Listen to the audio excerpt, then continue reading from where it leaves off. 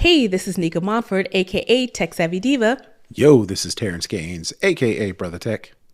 and welcome to the Snob OS Show, the show for Apple snobs where we talk all things Apple and then some. Welcome back, everybody, and thank you for tuning in to the show and for your continued support. If you want to get access to the show live and also get some exclusive content, you can head on over to patreon.com/snobOScast to get all of the details. And with that being said, we're going to go ahead and jump into this week's show. We're going to kick it off with the lowdown where we talk all things Apple. First up, final word that Apple Car, also known as Project Titan, has been canned. No more Apple Car for those of you who were waiting for something else to purchase from Apple. This was announced internally by Apple COO Jeff Williams and Kevin Lynch, who head up the program. This was just announced. We just found out about it. What's today? The 28th today, but it was announced internally to the whole Apple team. So about 2,000 people worked on the Apple Car project. Some of the 2,000 that worked on this project will just kind of be folded over into Apple's current AI team. And I think I don't think all 2,000 are going over to the Apple AI team. I think some of them will unfortunately lose their jobs. I think it's more on the hardware side that you're going to see kind of that attrition, and more on the software side, they're going to retain those people that are going to go more into the generative AI space. If you don't know about Apple Car or Project Titan, around 2014, that's 10 years, we're in 2024, Apple has been working on some version of an electric car. No one knew if it was electric, if it was autonomous, what exactly was this Apple car supposed to be.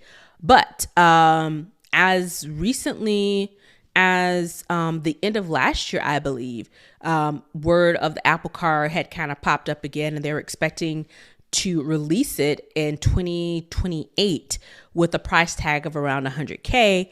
But I think if you look at what's going on in the EV and the AV space, a lot of these companies are rolling back. I know it was announced Cruise, which is backed by General Motors, their CEO and founder stepped down. They're making some changes to that. They had the, Super Cruise was currently in vehicles for General Motors. Ultra Cruise, that program, which is kind of like a step up, the next step in fully autonomous vehicles, that program has been canceled. We've seen issues with Rivian. We've seen issues with Tesla. So I think, people have put a lot of time and effort into these type of vehicles. And I think people are realizing what I've been saying for a bit is that getting vehicles autonomously driven is no easy feat. It's extremely complicated. It takes a lot of work. It takes a lot of try and fail.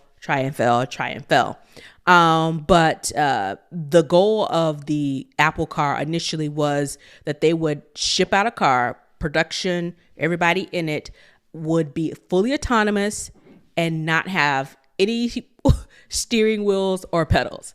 I think their initial goal was a bit lofty for the amount of time that we're planning to put into it, but it is currently no more. Yep. Trying to do too much. Like you mentioned, not only was the thing going to be fully electric, not only was it going to be fully autonomous, and according to this report, no steering wheels or pedals.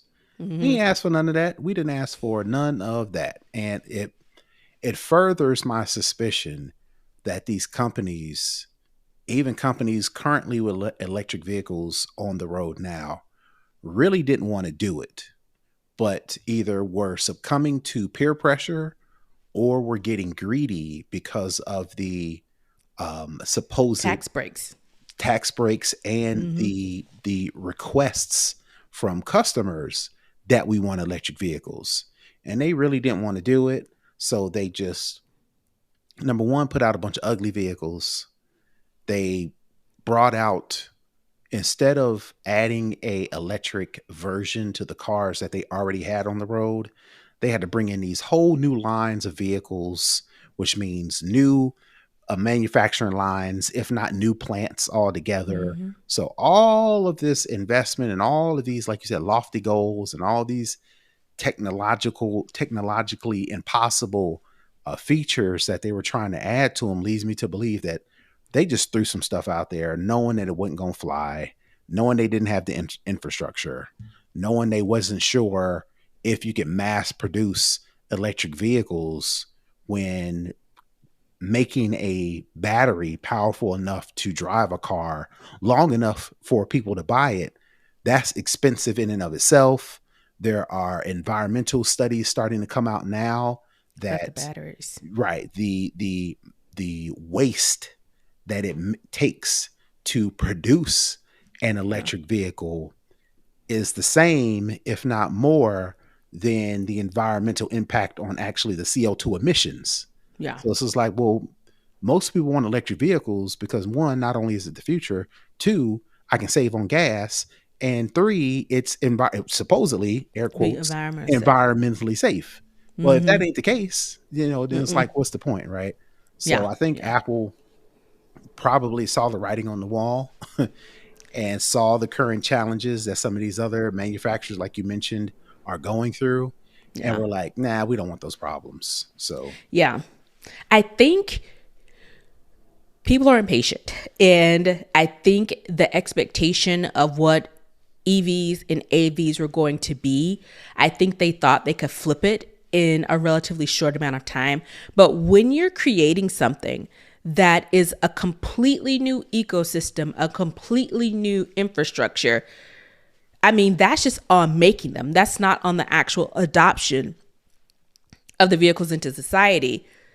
It's more than a 10-year effort. It's more than a 15-year effort. It's people, I think, got sidelined by the, oh, this is the future, oh, this is environmentally safe, and they put all of these, they hyped it up, honestly, and they put all of these, I don't want to say features, but they made the hype around it as if it was the second coming of technology, and not realizing that actually this isn't better for the environment.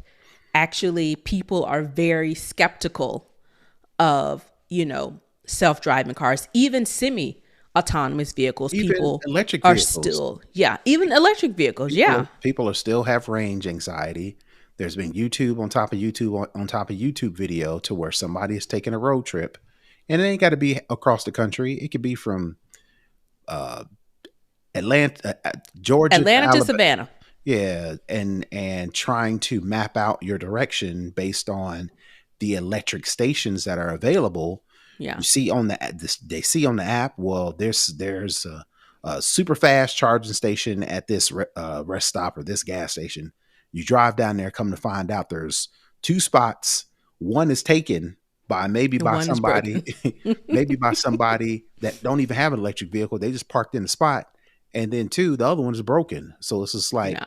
that's a lot. And so my Yeah. issue is, number one, I don't think companies really wanted to do it in the first place. Mm-hmm. And two, they just leapfrogged from electric vehicle to fully autonomous, no steering wheels, no pedals, future vehicle that can plug into your house and charge your house and charge your grill and and hook Again, just TVs doing up. too much, expecting too much from these products. What Let's happened? take a subset of this and make it work. Yeah, And let's start out. then build on that. Yeah, just start with that. We completely leapfrogged plug-in hybrids Yeah. because they were like Toyota and maybe one or two other companies was really like, all right, plug-in hybrids, plug-in Mm-hmm. hybrids. It operates on gas and it operates on Yeah. electricity. The battery doesn't have to be small. The battery can be smaller, so therefore less environmental impacts in the plug-in hybrid, and you don't have to worry about range anxiety because if you run out of electric charge, The gas part will kick in, and even in the self-generating, if so, there's combustible engine, there is non-plug-in hybrid, to where the car uses the brakes to charge the battery, but it doesn't plug in. And then there's plug-in hybrid that actually has a electric battery in it that you actually have to charge. And then there's fully electric. We Yeah. skipped those first two steps and went straight to fully electric when we couldn't even, manufacturers couldn't We in the even, colloquial sense. yeah, manufacturers couldn't even prove Yeah. that they could roll out, non-plug-in and then plug-in hybrids successfully. We just leapfrogged all that. So Yeah. And I think most people, from people that I've talked to, they seem to be okay with the hybrid. I think that kind of is like the lead into fully electric. So you go from combustible engine, then, hey, let's try this hybrid and see how people feel about it. Then, kind of go to the fully autonomous. You have, the fully electric. You have people, of course, who want to leapfrog the process and just go straight to the newness. But there are people, which is, I think, most of the population, will like to progress at a slower rate. People do it all the time. I want this. I want that. I want that. They really don't want it. They don't really know what they want. And I think a lot of times people take the noise that people are saying what they want and taking that as, oh, this is what everybody wants. As we've said on the show many of times, the squeaky wheel gets the oil. So the people who are championing this or going up for this are only a small, I think, subset of the population who really wants this all the way, without a natural progression. Electric vehicles is definitely a future thing that most people just assume that as time goes on, we're going to move away from combustible engines, because we've been dealing with combustible engines for over 100 years. Yeah. All this technology, it's like, we still on combustible engines? What we still on that? So I think most people are kind of like, yes, we want something new, especially if it's going to save us money at the gas pump. Be more environmentally, impactful, as opposed to the CO2 emissions put out by electric vehicles, and it's future tech. It's like, most people would be up for that, but for them to just jump into no pedals, no brakes, it's like, wait a minute, just get in the car on vibes. Just pure vibes. The trucks can come out that can charge your house. It's like, I don't need to charge my house. I don't want to have to add another plug in my garage and add solar panels on the roof and a battery storage just to buy a car. And the cars are mad expensive. They add all these features in and want $100,000 start for the Apple car is what they plan. And most of them, with the exception of Tesla, which they're losing money on their vehicles. Their value is plummeting for the price that they're rapidly. If Tesla really wants to make money, they need to price them cars as what they cost. And if they do that, ain't nobody buying them cars, because they would be over $100,000 for all of them based on all the features. So that's just Tesla is like a exception, not the rule. And I guess a lot of these companies thought they could do the same thing as Tesla, and that's not the case. And I think it only worked for Tesla is because they were the only for the longest time, and they had a great marketing department. It was like, if you get a Tesla, this is like exclusive. You're like something, and people chase that high of being, in that exclusive club or that exclusive group. And Tesla was able to capitalize on that and corner a large part of the market for that. But, the more people get into it, the more other companies got into EVs, the credits for the consumer start to disappear, because it's like now anybody can get an electric vehicle. And so it kind of took some of the luster off of it. But again, Tesla has their foot firmly planted in the market space, and no one else has really been able to touch it. All right, let's talk a little Apple Wallet. Apple Pay Later is now going to show up on your Experian credit reports. So today, which is Wednesday, the 28th of February, Experian and Apple announced that they are working together to include Apple Pay Later, which is basically the pay in for loans. So it's like basically you purchase something and it's spread over 4 equal repayments with no interest. So that's basically, what Apple Pay Later is. But now this is going to show on your credit report. And it appears that Apple is the first of the major players in the buy now, pay later space to be able to provide this credit, this payment history directly to the reporting agency. Now, if this doesn't start, actually it starts probably by the time you hear this, it'll be started if you're listening to the recorded show and you're not a Patreon supporter. But if you start a Apple Pay Later loan today, which is Wednesday the 28th, it will show up starting March 1st on your Experian credit report. So this won't be used in the traditional method of showing up on your credit report as it relates to your credit score. Right. It won't be used to calculate your credit score. But it won't be used to calculate your credit score. But it will show up on your loan history. So if you are applying if you're applying to buy a car and they got to pull your credit, they'll be able to see all of the buy now, pay later loans via Apple Pay in your credit history. And that would give a loan officer or a bank or a financial institution to say, oh, okay, another picture. This is more information that they can use to decide whether or not you're going to get approved for the loan and what your interest rate is going to be, which is good because a lot of people starting out trying to build credit are into the buy now, pay laters, the Affirms, the Apple Pay Later, the Klarnas, all these different things. They're using that more so than they are trying to buy homes or buy cars because houses cost too much and cars cost too much. And your rental history does not show up on your loan history. So there's a lot of people out there who are making good money, who make good financial decisions, but just don't have the right financial history to get a good credit score. Not only to get a good credit score, but to be considered to show the history of what you've paid and how you've paid it. Right. Now, it's the backdrop of that is there's a lot of people who are taking out abusing all of these loans. Multiple loans, and that's messing up their financial history, which will cause them to miss a few payments.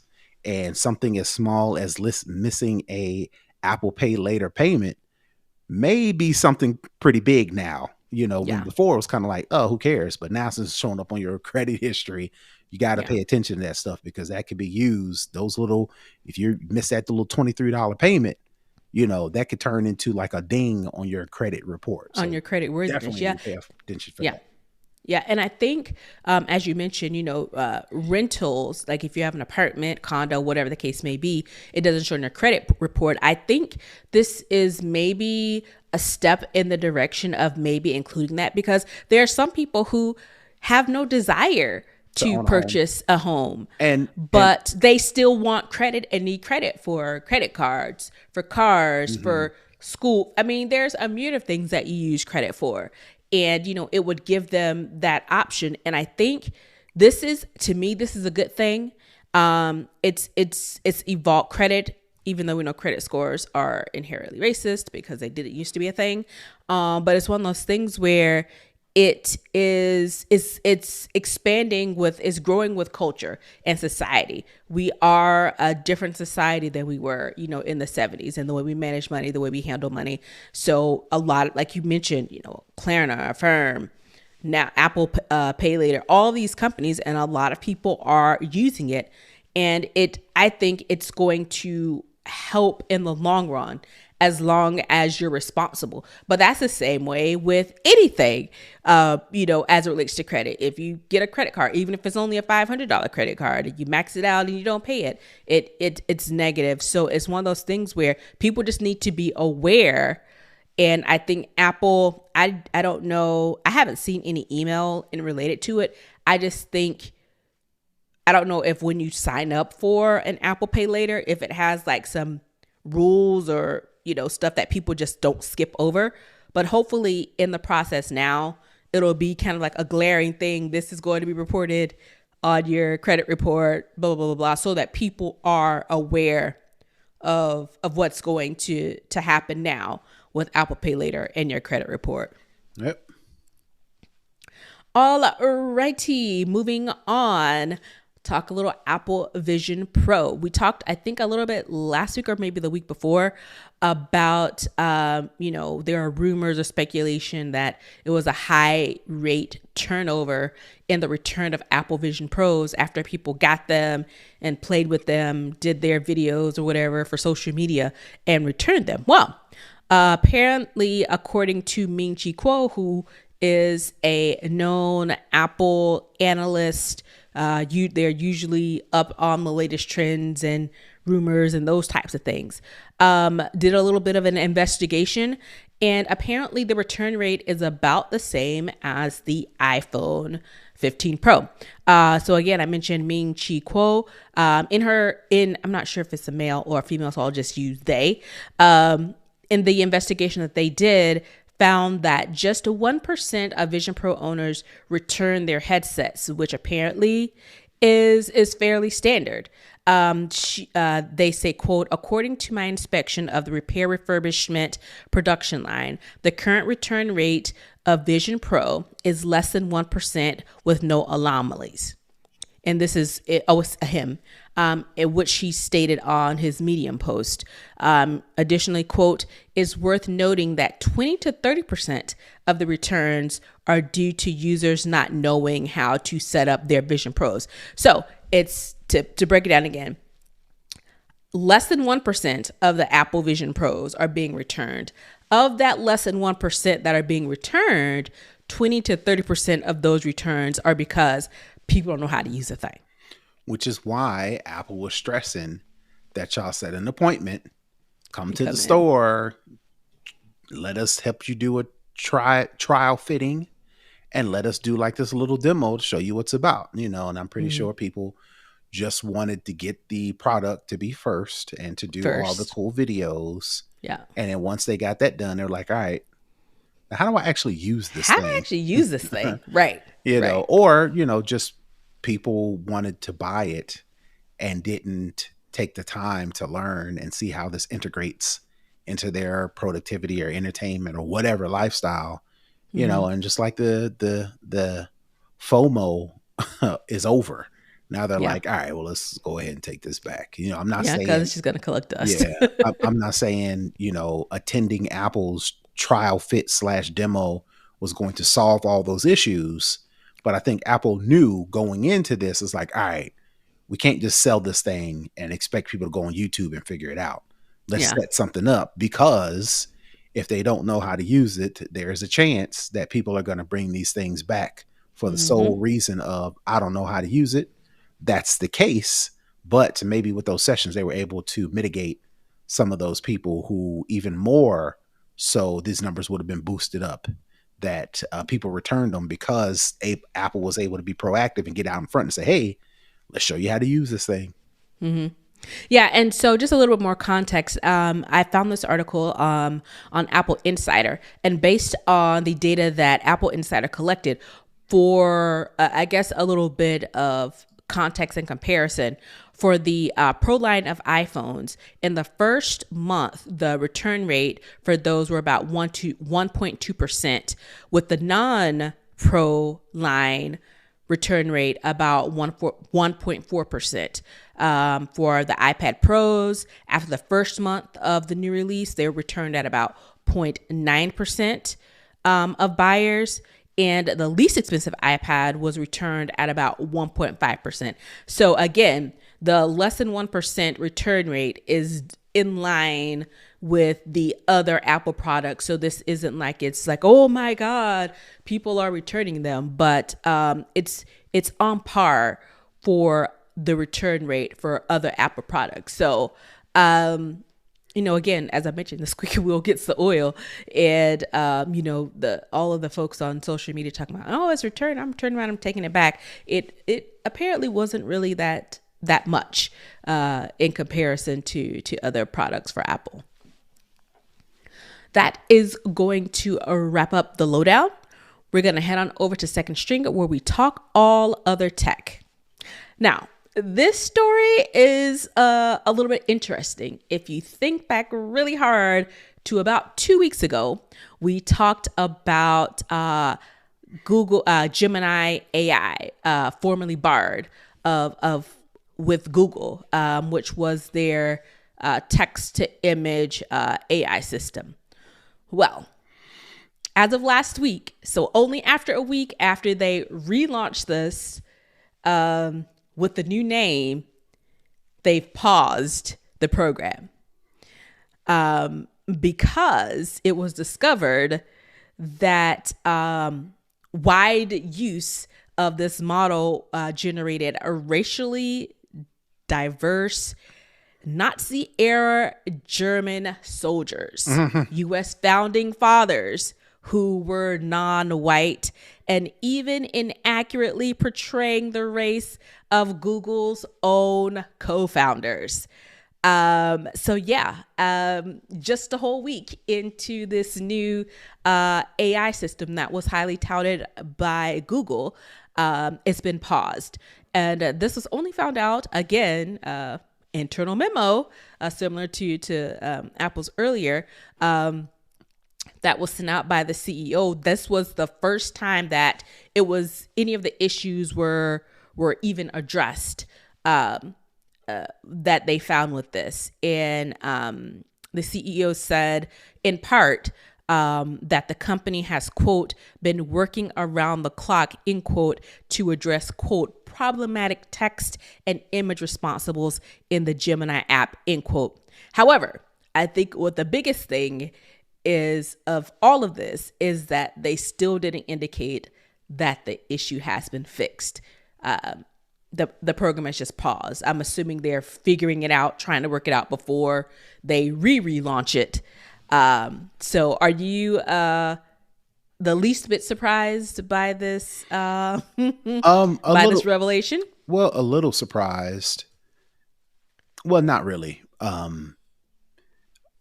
I'm not surprised because of we don't know for sure what data, what information is being used to train Google's Gemini AI. We assume it's scraping the internet, it's scraping Google's, databases to generate these text to image images. So we assume that Google, since it's the biggest search engine in the world, it can go far and wide as the type of data it has available to it. Mm-hmm. It is a little surprising that they're not able to successfully use that data to generate content based on the input of the user, right? Mm-hmm. You definitely don't want Nazi German soldiers unless you're actually saying, show me an image, create me an image of Nazi era German soldiers, right? Mm-hmm. My guess is nobody was typing that in, but this popped up, right? Mm-hmm. People are typing in, for example, create an image of the founding fathers of the United States having a picnic or something like that, which is the surprising part, right? Mm-hmm. The people that Gemini would create would be racially diverse people. So they would be Black, they would be Asian, they would be Indian, they'd be West Indian, Eastern Indian, Native American, whatever the case may be. And, I think that along with the Germany soldiers, people was like, oh, okay, now, we've got a problem, because representation matters again. Yeah. When, let's just keep it 100, a white person types in, create an image of a person sitting down having a picnic, you just assume that is going to create a white person, man or woman, mostly men, right? Mm-hmm. So black, brown, Mexican, Indian, non-white people. Mm-hmm. We, when we're going to create an image that represents us, we have to say, create an image of a black man, create an Mm-hmm. image of a white woman, or a black woman, create an image of a Native American or an Eastern Mm-hmm. Indian or a West Indian or a Caribbean person to get to drill You have to down. give a specific context to get in return what you expect. So I'm like, all right, well, it sounds like it's working because now white people have to type in, draw an image of a white person, having a picnic, Yeah. I don't see a problem with that. I don't see a problem with that. But I'm assuming since people were typing in to create these images and what they pictured in their mind Mm-hmm. didn't automatically transfer to the image that they were presented. Oh, Mm-hmm. now we've got a problem with Gemini Now we being got a woke. problem. Now Gemini's Yeah. woke all of a sudden, so Yeah. that is the flag that Google decided to say, hey, we need to work on this. When before it was kind of like, well, this is what we expect. This is what you're going to get. Now, if you want Yeah. something more specific, drill down, Yeah. which my thing is, if anybody wants something specific, you got to drill down. It shouldn't be on a smaller subset of people to have to drill down to get exactly what they're looking for. It should be the same across the board. Everybody should have to drill down, or you just going to have to type an image and you just have to get somebody that may and see what you get. And then if that's not what you want, then you got to be a little more specific. Yeah. Right. So I'm not saying it's totally on that. Ultimately, like I mentioned before, you would think Google, of all people, with the most amount of user data, would think that they would be a little bit better at this. And the fact that they're not, I guess that's the surprising part. Yeah. Yeah. We'll put the link in the show notes to read the full statement from Sundar Pichai, because it's long, but it gives you a little bit more context about what their thoughts are, and their meaning Google. But I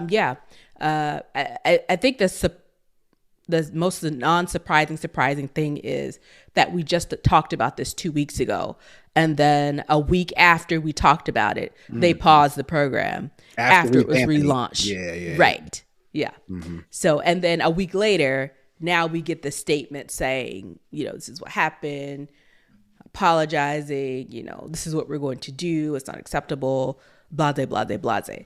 And again, like you mentioned, as much as a certain, population of people talking about DEI and woke, this is why you need diverse people in product management and program management, in data collection and software engineering, because when you have these blinders on, or when you have, a certain group of people who have they're only thinking from the thought process of their experience and not the experience of others, you get these types of things. So when you're thinking of, DEI, it's for a reason.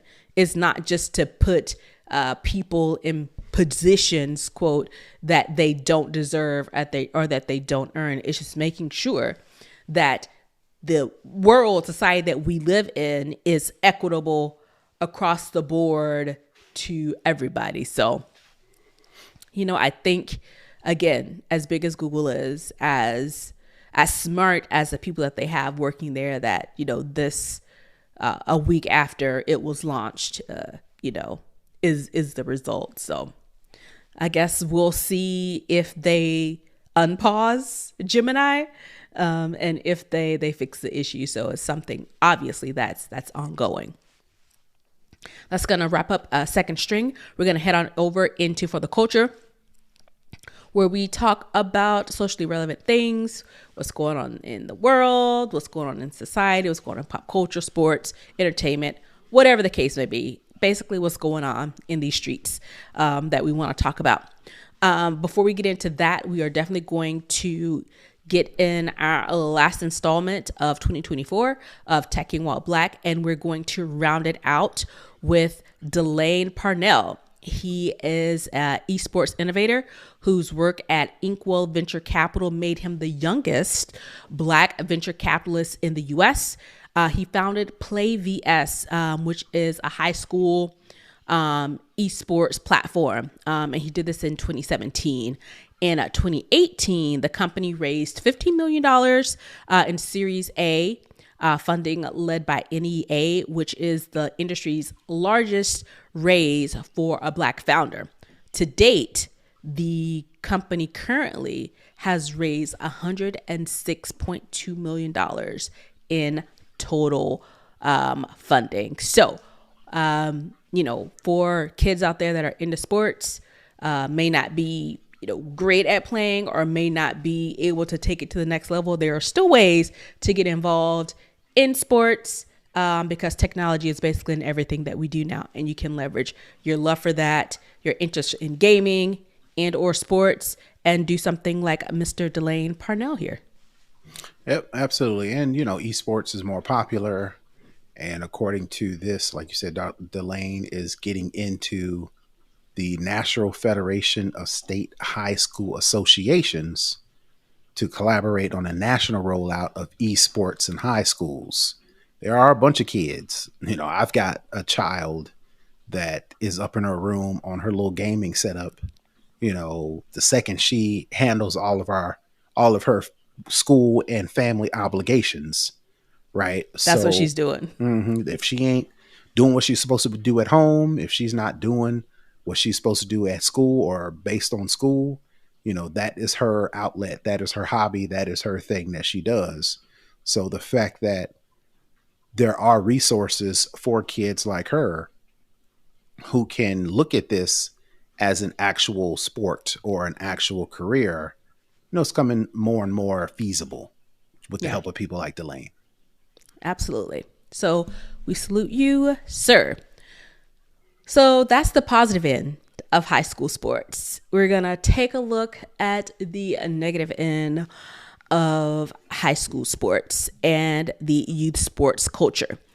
Cam Newton, local Atlanta guy, former NFL player, most known from playing with the Carolina Panthers, went to a Super Bowl, NFL MVP.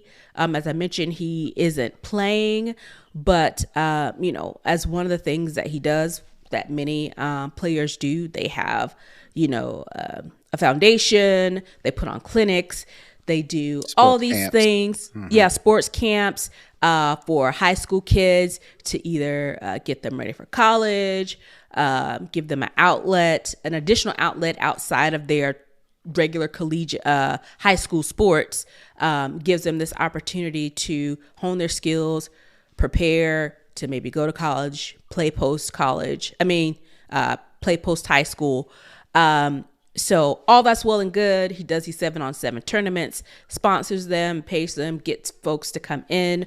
Well, this past weekend at a 7-on-7 challenge, they're calling it a brawl that involved Cam being basically kind of jumped by 4 other coaches from a team that was participating in the 4-on-4 tournament.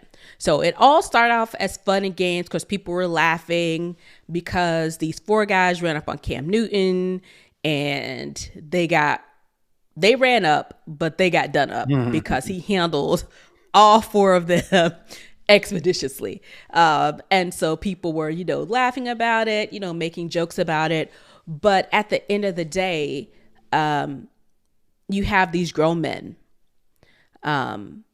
who took the focus away from the game and what they were there for to basically settle personal beefs. So in all of this, the 2 of the main guys, I think from TPS Sports or TPS Crew or whatever, they were the ones who basically ran up on Cam Newton. And as I did a little digging, it turns out that they worked for Cam Newton before for his foundation. And then, I'm assuming egos or they want to do their own thing, they left. So it was a lot of, if you know Cam Newton, know anything about him, trash talker extraordinaire, which most athletes are. They talk a bunch of trash. Most of the time they can back it up with skill.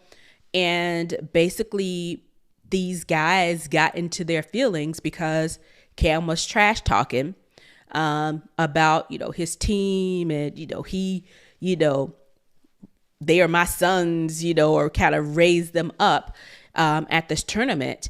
And they, in all essence, from what I gathered from reading, they got in their feelings and they let their emotions get the best of them. And they ran up on him trying to hurt him. So I've heard that Cam was the aggressor. I've heard that Cam put his hands on one of the cats first.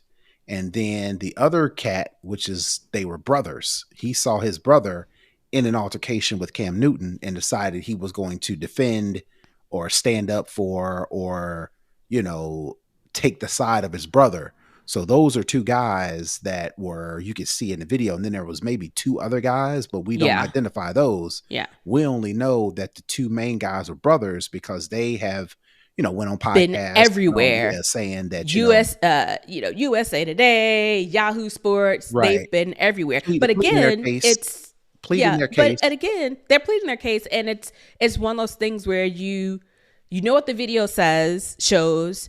It doesn't show the grabbing. And of course, to me, whether he grabbed his arm or not, we don't know. And of course, I think, in most cases, people are going to make themselves look better as best as they can because they were the ones who were embarrassed. But again, it all boils down to if you are going to talk trash. And the guy who ran up, he made this whole TikTok video saying that he was an Atlanta hero, non-throwing ass player.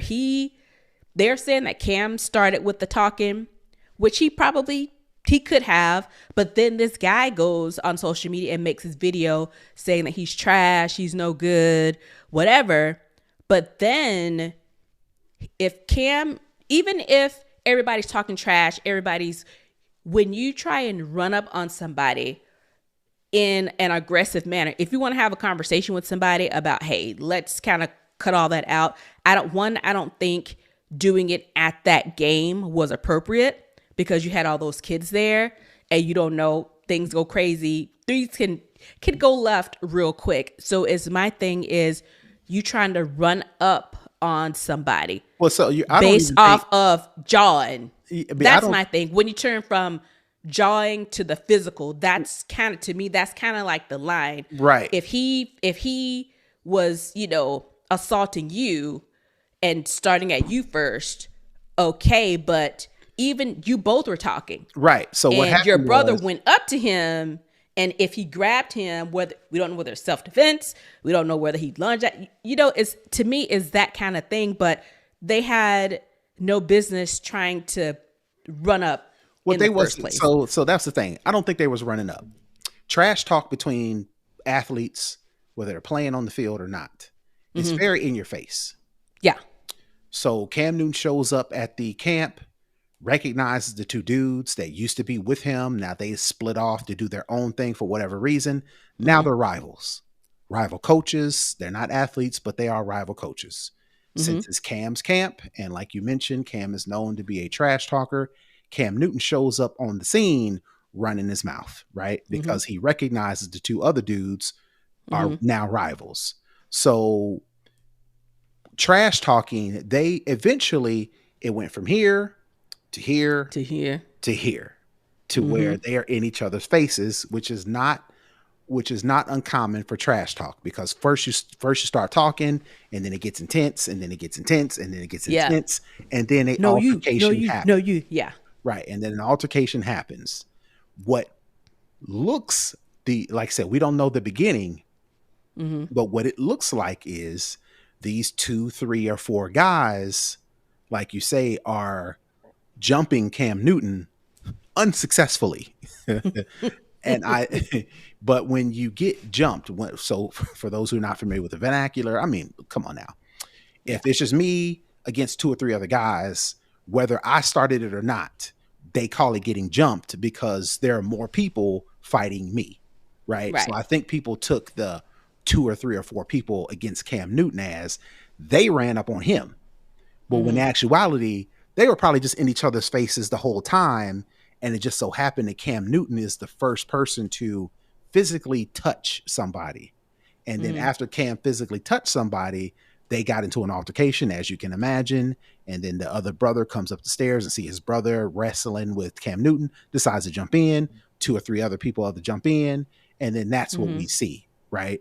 So I'm not absolving anybody of anything because you are right that you would think it would just have been left at trash talking, right? Which is typically what happens, but it's not uncommon for adults at children's, kids, youth sporting events to really take it there.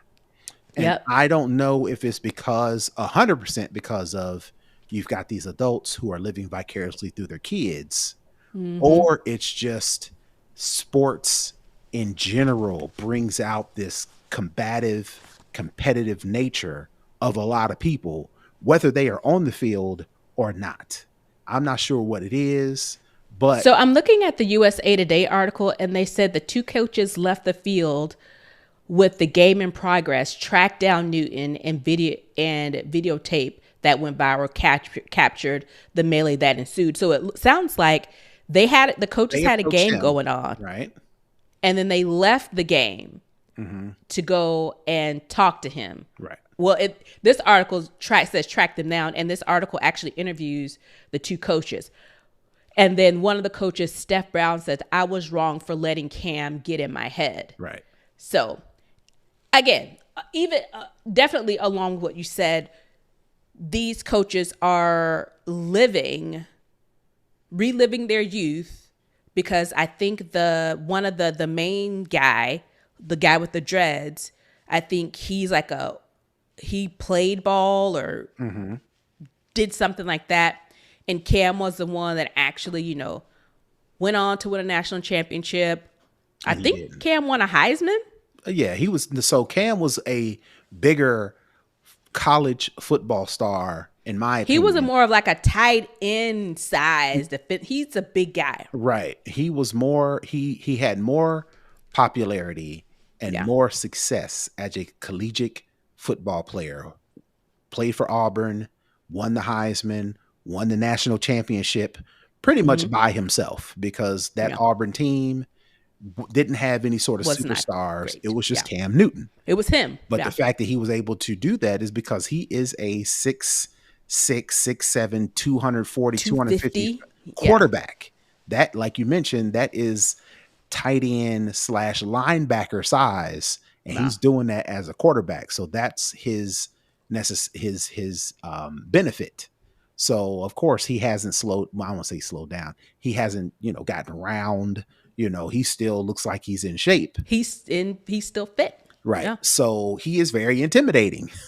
On top of the fact, and then you throw in the fact that he talks trash. He got a lot of money. And the thing is, what these coaches are saying that they can do when they're, coaching these boys or coaching whoever, he's actually done it. So, him being a trash talker, he's definitely, I'm sure, lording his money over them. The Heisman, the national championship, the Super Bowl run, the NFL MVP, every chance he can, especially since those guys left his company, did their own thing, and they're kind of jawing. And the guy, making his video about, he's not great, he's sorry, he's lame. They are bringing adult things, issues that they have to be like insecurity. There's macho stuff going on to a kid's game. This is a tournament for children to help them improve their skills to play college ball, play pro ball, if that's what they want to do. And you're doing this in front of these kids when you're supposed to be the role models and the responsible ones. Now they see y'all out here talking shit, just fighting, just doing all this stuff. It's And you're supposed to be their leaders and yeah, their coaches and their role models. yeah, it's definitely not a good look. But I guess my thing is, it's not specific to this particular group. It's not Mm-mm. specific to Cam. It's not specific to these other players. It's It's not. youth sports, period. It's youth sports, period. And like I said, I don't know if it's. I'm pretty sure there are some coaches, there are some parents who are living vicariously through their kids. Mm-hmm. So they want to see their kids do the best, be on the best teams, be the No. best position, get the best resources, right? So they, as parents, as once maybe possibly played sports but didn't get to that level, you could Mm-hmm. definitely say, I'm pretty sure some of those attitudes, some of that emotion comes through from, I used to be a player, now my Mm-hmm. kid's a player, so I know a thing or two, and you're not going to tell me, or you're not going to tell my son or my Yeah. daughter, whatever the case may be. I think more than that, sports, it just, because you can see it, it ain't, we've seen altercations to where Mm-hmm. it ain't even the coaches, it's the It's the parents, parents you know, it's a parents against parents, parents parents against against the ref, referees, parents against referees against coaches, coaches, coaches kids against against coaches. kids, coaches. Yeah, It's all just a mess. it is all a mess. So while yes, this is not a good look for this particular instance, Mm-hmm. I don't want people thinking, oh, that's the problem with black boys, or that's the problem with, coaches, whatever case may be. This is not specific and exclusive. Football, basketball, baseball, lacrosse, soccer, field hockey, Mhm. softball, gymnastics, And it just so dance, happens, all of it. and it just so happens why this is so popular is because it's Cam Newton. Cam Newton, If this was some other random coach, coach it wouldn't from have another been team. right. Yeah, But at the same time, ultimately, cooler heads have to prevail, and absolutely. you look to the adults to be the cooler heads, and in many cases, it's the adults that we've got to keep an eye on. The kids, they know how to keep it on the field for the most Yeah, part. It's the parents or the adults that can't, which is, ultimately, yeah, the actual problem. And to add, these things have turned deadly. There yeah. was an altercation a year or two ago to where I can't think of his name, but a popular NFL player, he was at an event where his brother was a coach, got Mm-hmm. into it with another team's coach, and somebody lost their life. Mm. Again, it wasn't the quarterback who got involved, but his brother was involved to where I think he unalived somebody as a result of one of these Mm. altercations. There have been plenty of the sporting events that have turned tragic because people I can't keep mean, their cool. So Super Bowl parade. right, exactly. So you don't want to see it at a sporting event, and you Yeah, definitely don't want to see especially with it kids. and you don't want to see it with the adults at a No. sporting event. Now, it's one thing if Cam Newton was playing against these two coaches and they were physically playing against each other, Mm-hmm. they've got past history, so they extra with it, and then a fight breaks out. Y'all Yeah. ain't even playing, and y'all out here fighting. Stop being stupid. Stop being stupid. All right. That's going to wrap up for the culture. Let's head on over to the hookup for our tech tip of the week. Yeah, sure. So, like I mentioned in the pre-show, we were pretty busy this weekend. We actually went out of town to a sporting competition, and me and my wife both went, but we went at separate times. So, one of the cool things that I used, and I'm now using as my tip of the week, is iMessage has a check-in feature that if you want to let somebody know when you're going to be at a specific location, you can go into iMessage, and one of the iMessage options, if you press and hold, or if you just tap the plus symbol once you're Mm-hmm. typing a message, it'll give you the option to check in. And what it'll do is it will create a map using Apple Maps that enables you to then go in and set an address and then send a message to a recipient. And in that message, it'll give them information on when approximately you will arrive at the destination that you sent in the message. You can tell it to whether you're driving, if you're walking, if you're using transit, almost like You're going into So do map. you do it in advance or do you do it in real time? You can do it anytime. But Oh, what you okay. have to do is you have to go in, you press the plus symbol next in the message. So Mm-hmm. you've already decided who you want to message. Like if I'm messaging Nica, I've already opened up message app. I've already put her as the recipient. And in the text box, I can press the plus symbol. It pops up check in as one of the options. Once you click that, it'll put a map in the message body. And then Mm-hmm. you can edit that message to say whether you're walking, driving, or using transit. When you arrive, do you want to say it when you arrive at this location, or if you want to Mm. do it at a certain amount of time? So in an hour, let this person Mm-hmm. know I have arrived, or you can set it to as soon as I arrive, let the person know that I have arrived. And then you can put in the address. So in that, Oh. once you edit the map that populated in the message body, you can type in the address of where you're going to be or where you plan on arriving. And then it'll use that information to let the person know that as soon as you hit the area, like if you put, for instance, in our case, I wanted my wife to let me know when they arrive at the hotel because I'm already there, but I'm Mm-hmm. out doing other stuff. But I still want to Mm-hmm. say, hey, let me know when you arrive. So instead of you getting to the hotel, you checking in, you taking your clothes up to the hotel, you go use the bathroom, you go get something to eat and be like, oh yeah, Mm-hmm. I forgot. Terrance told me to let him know. It's an hour or two later. I'm at my phone like, yo, did she fall off a cliff, a cliff somewhere, right? If you set this up ahead of time, you don't have to worry about it. Once you hit the location, it'll automatically fire off me a notification saying so and so has made their location. So that is my tip of the week. If you need to let somebody know that you're going to arrive at a location, you can definitely use the Apple iMessage check-in feature to do that automatically. I'm definitely going to do that for my trip that Mm-hmm. I leave on tomorrow. Yep. That's a definitely good tip. All right, that is going to wrap up the show for this week. Brother Tech, tell the people where they can find you. Sure. You can find me all over the internet at Brother Tech. That's BROTHATECH. And you can find me at Tech Savvy Diva everywhere.